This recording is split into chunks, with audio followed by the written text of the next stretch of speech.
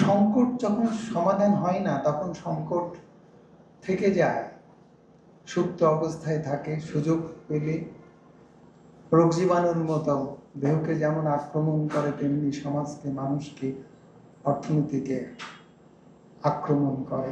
এই জ্বালানি সংকট, বর্ণনা সংকট। তো যখন সংকটের তীব্রতা থাকে না তখন আমরা ভুলে যাই, যখন সংকট শুরু হয় তখন আমরা ডেকে আলাপ আলোচনা করি পিতুর ভাষায়, তখন আমাদের কথা শোনা হয়, আমাদের কথা বলতে বলা হয়। আর যখন সংকটের তীব্রতা থাকে না, সব হারিয়ে যায়। 25 বছরে যদি এটাই চিত্র হয়, তাহলে সবকিছু নতুনভাবে ভাবা দরকার।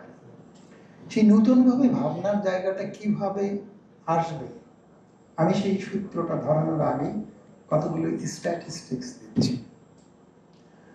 আন্তর্জাতিক বাজারে যে আমদানিকৃত কয়লার দাম যখন $100 পার টন, তখন বড় প্রক্রিয়ার কয়লার দাম ধরা হয় $176। এটা কোন ন্যায্যতা, কোন যুক্তি, কোন তত্ত্ব, কোন থিওরি, কোন পুঁথি পুস্তক ঘেটে এই কাজটা করা হয়, সেই প্রশ্নটা কোনোদিনই রাজনীতিবিদরা তোলেনি। প্রথমেই এটা কয়লার কথা বললাম।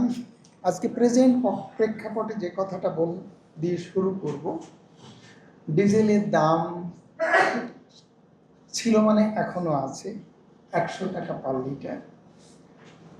15 টাকা বাড়ানো হয়েছে, অর্থাৎ 15% বাড়ানো হয়েছে, অর্থাৎ $115।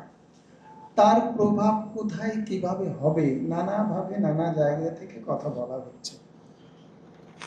এর মধ্যে এই প্রক্রিয়ায় কে কিভাবে সুবিধা পাবে, তার মধ্যে পরিবহন মালিকরা সুবিধা পাবে। তারা এই প্রক্রিয়ায় সুবিধাটা নেওয়ার জন্য তারা প্রস্তাব নিয়ে এসে, প্রথমেই শুনেছিলাম যে 80% ভাড়া বাড়াতে হবে, কালকে শুনলাম যে সেটা 40% এসে দাঁড়াইছে। এখন আমি আপনাদেরকে একটা অঙ্ক বলি, খুব সোজা অঙ্ক। জেট ফুয়েলে যদি মূল্য নির্ধারণের প্রস্তাব না আসতো গণশুনানিতে, তাহলে এটা আমার জানা হতো না, আজকে আপনাদেরও জানা হতো না। ভারতের বিমান যাত্রীদের জন্য যে টিকিট দেওয়া হয়, সেই টিকিটে বিমান ভাড়ার উপরে 4টা না 5টা না 6টা খাতে ভাগ করে দেওয়া আছে, কত কত টাকা কোন কোন খাতে ব্যয় বাবদ নির্ধারিত হয়ে মোট ভাড়া কত হয়েছে সেটা সেখানে বলা থাকে। আমাদের বিমানের টিকিটে বা আমাদের বাসের টিকিটে এগুলো বলা থাকে না, বা আমাদের কোথাও এগুলো নেই। তো সেখানে বলা আছে যে ফুয়েলের কস্ট 20%।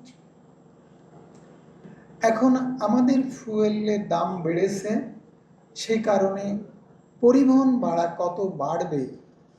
আমি যদি বলি যে টোটাল ভাড়ায় মধ্যে যা বাসের ভাড়া, শ্রমিকের ভাড়া, ড্রাইভারের ভাড়া সব মিলিয়ে, রোড ট্যাক্স, তমক তমক সব মিলিয়ে তো ভাড়া নির্ধারিত হয়েছে।